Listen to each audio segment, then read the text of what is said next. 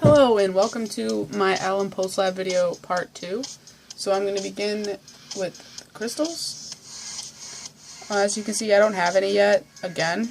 So my theory for this is because I did not have them in the direct sunlight for the past week. So the direct sunlight could potentially aid in the evaporation of the saturated solution, making the crystals grow faster. So in the upcoming week, I will be putting my alum next to the window in the sunlight, and hopefully we'll actually have crystals to show you in my part 3 video. So now I'm going to move on to calculating the theoretical and actual percent yield. So this equation here is the equation for the formation of the alum. Alum is over here, and we have aluminum, potassium, and sulfate. So I'm going to be using molar ratios to calculate the amount of alum that should have formed as a result of the experiment. So at the beginning, we weighed out the amount of aluminum foil that we used, which was 0.0228 grams of aluminum foil. Here, I'll put that over here. It's this number. So I'm going to convert that into moles using molar ratios. So 1 mole of aluminum is 26.98 grams. The grams cancel, and we get 0.379 moles. It's a 9 of aluminum. So as you can see in this equation, 1 mole of aluminum should yield 1 mole of alum. 1 mole of aluminum should equal 1 mole of alum.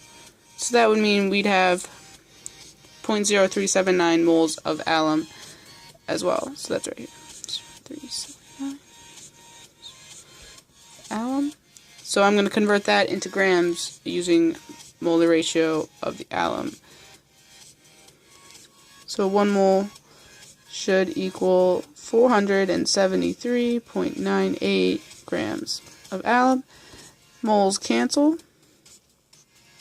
and we get from this 17.96 grams of alum.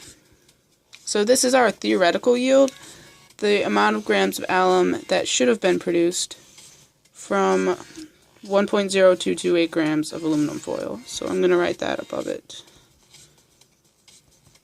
That's our theoretical yield. Now, we didn't actually get 17.98 grams of alum. That would be great, but we didn't. We actually got, this is the amount we weighed at the end, 7.5 grams. This is our actual yield. There we go.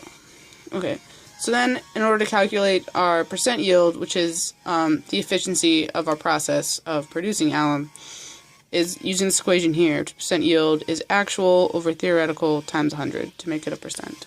So let's put our numbers into this equation. 7.5 grams is our actual divided by 17.96, which is theoretical, multiplied by 100. When we work this out in the calculator, we get 41.76%.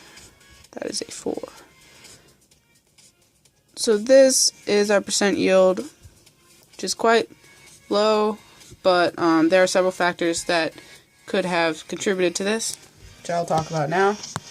So at the beginning, our aluminum foil had impurities in it, which were filtered out, but these impurities were included in the initial mass of the aluminum foil, which was 1.0228 grams, if you remember. So having a larger mass that's not necessarily all aluminum would make our theoretical yield higher than in actuality, throwing off, which could have contributed to our low percent yield at the end. As well, not all the alum may have precipitated out of the ice bath, which was our final step of the process, meaning we could have been missing some in our actual yield number, making the percent yield skewed. Also, there was, throughout the many filtration steps of the alum making process, some residue was always left in the filter paper. We tried to make it as small amount as possible, but there was still some left over, which could have screwed up our percent yield in some way. So this concludes my Alum postlab video part 2. I hope you enjoyed it, and I hope it was informative. Tune in for the Alum video part 3 next week, which will be exciting because I will hopefully have crystals.